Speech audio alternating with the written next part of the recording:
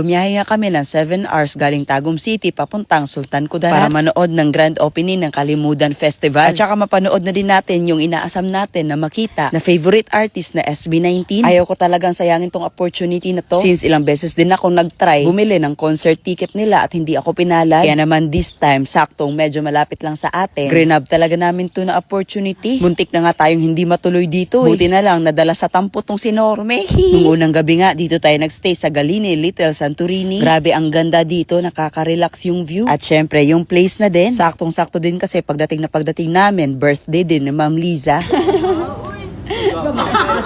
Kabaoy! Parang natulala si Ma'am sa'yo, Maya. Kung pwede pa nga daw magstay dito ng matagal, mag-videoke daw si Normie dito. At ito nga din yung room nila dito sa taas. Pang maramihan talaga, ang sarap tingnan sa mata. So kung malapit kayo sa Tacorong City, pwede kayo magstay dito. At dito nga, nag-dinner na din kami. Ang sarap ng mga pagkain dito. Uy, ba't mo inopen? Sa'yo ba yan? Kay Ma'am Liza. Oh, ba't inopen mo? Binigay niya sa akin. Binigay ni Boss na nandun sa dulo. Hala, ba't Thank ikaw you. kumain yan? Guys, kahit saan ka talaga idala, Norme, durian pa rin talaga. Kinabukasan naman, dito tayo nag-lunch sa Kitseya Eco Park. So dito napipray at nagmamanifest kami na sana nga ay makalapit kami sa SB19 mamaya. Di kasi talaga namin alam kung ano yung kapalaran namin mamaya. So, Mamay, excited ka na para mamaya?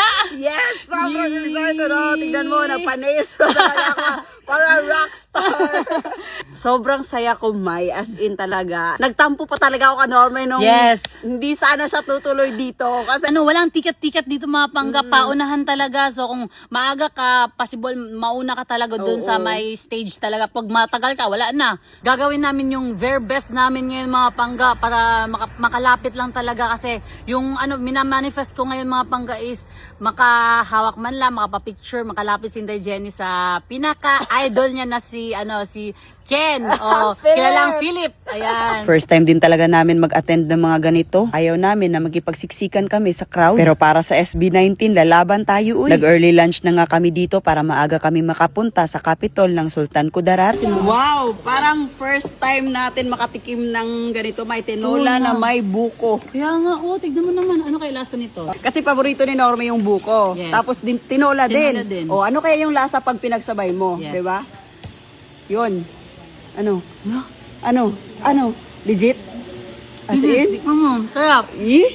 At legit nga guys, masarap nga talaga yung bukon sa tinola. At ito na nga ang moment of truth. 12:11 kami bumiyahe, papunta na kami Sultan Kudarat Capitol. At grabe, ang dami nag-aantay dito sa labas para makapanood ng SB19 at syempre yung opening ng Kalimudan Festival. Grabe, alam nyo ba sa pagbisita namin dito sa Sultan Kudarat, na-amaze kami, paano ba naman? May libre silang hospital para sa lahat. Na kahit nga hindi ka taga dito, pwede kang pumunta. Libreng paaral sa mga gustong maging doktor. Benefits sa mga tao na taga dito. As in, grabe talaga. Mabibigla ka at mapapatanong na bakit walang ganito sa amin.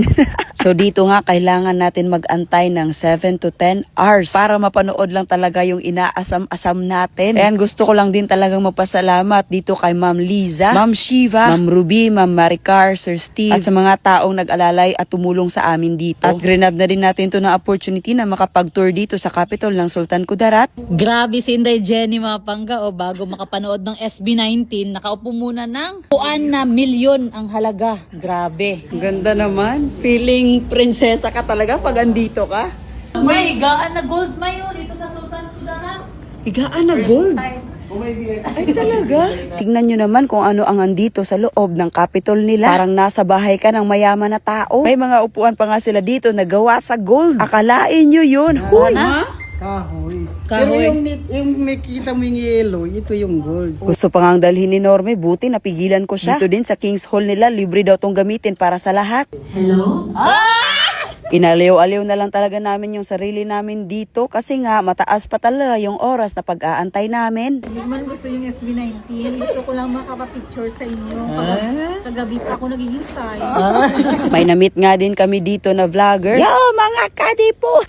Oh, alam nyo na yan. Ayan, finally mga pangga. Kanina, 1 PM, nandito kami. So, ngayon pa lang kami makakapasok dun sa VIP. Mag-8 PM na. So, ayan.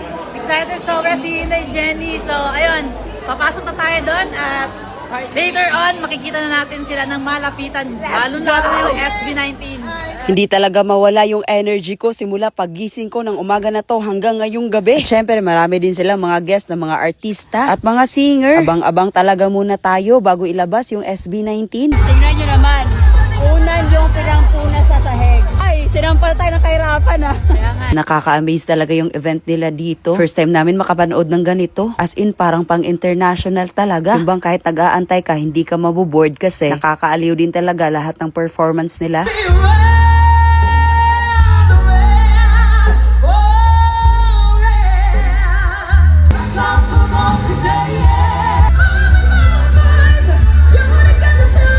At ito nga din yung isang bagay na hindi ko talaga ine-expect, yung fireworks nila. Bonggang-bongga. At first time namin makapanood ng ganito kagandang fireworks talaga. Alam nyo guys, sa sobrang ganda, napaiyak talaga ako.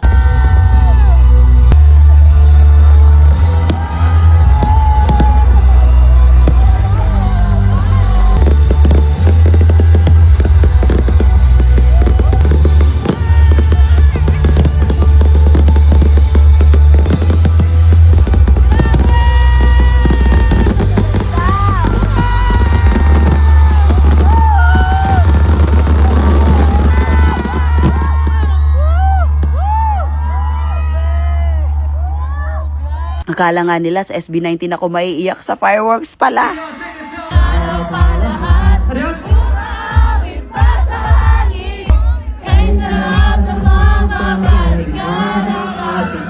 Nabibili ko na, ito na. Are you ready?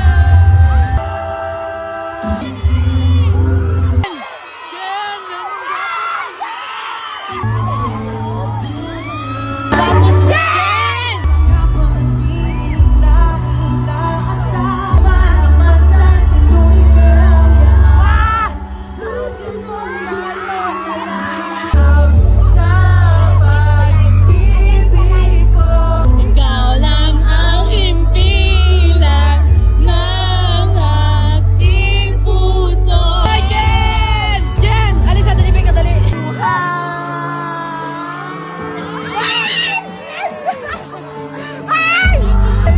Oh, paumanhin, wala naman sa alaala. Jen!